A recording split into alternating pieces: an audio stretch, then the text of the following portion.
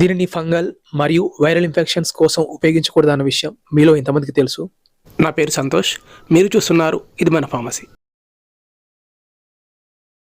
ఇందులో ఉండే active ingredient ఫ్రాడియోమైసిన్. దీని ధర 60 రూపాయలు ప్రతి 15 గ్రాములకి. దీనిని ఆల్కెమ్ మార్కెటింగ్ చేస్తూ ఉంటుంది. ఇదొక యాంటీబయాటిక్ క్రీమ్.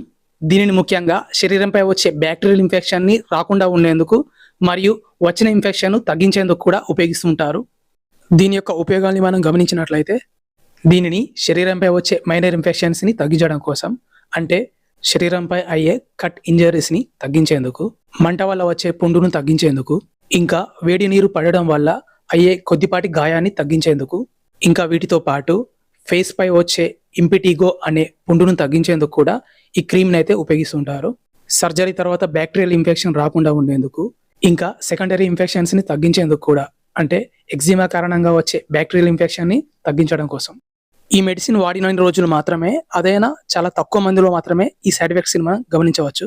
క్రీమ్ రాసిన చోట మంట మండినట్టుగా ఉండడం మరియు ఎర్రని దద్దులు రావడం, గర్భవతిగా ఉన్న లేదా పిల్లలకు పాలిస్తున్నా లేదా తీవ్రమైన లివర్ సమస్యలతో బాధపడుతున్న డాక్టర్ గారి సలహా లేకుండా ఈ క్రీమ్ని అయితే అప్లై చేయకూడదు. దీనిని ఎలా ఎప్పుడు అప్లై చేయాలంటే, ఈ క్రీమ్ని అప్లై చేసే ముందు స్నానం చేసి టవల్తో చర్మాన్ని పొడిగా తుడుచుకోవాల్సి ఉంటుంది. తర్వాత ఎఫెక్టెడ్ ఏరియాలో ఈ క్రీమ్ని అయితే అప్లై చేయవలసి ఉంటుంది.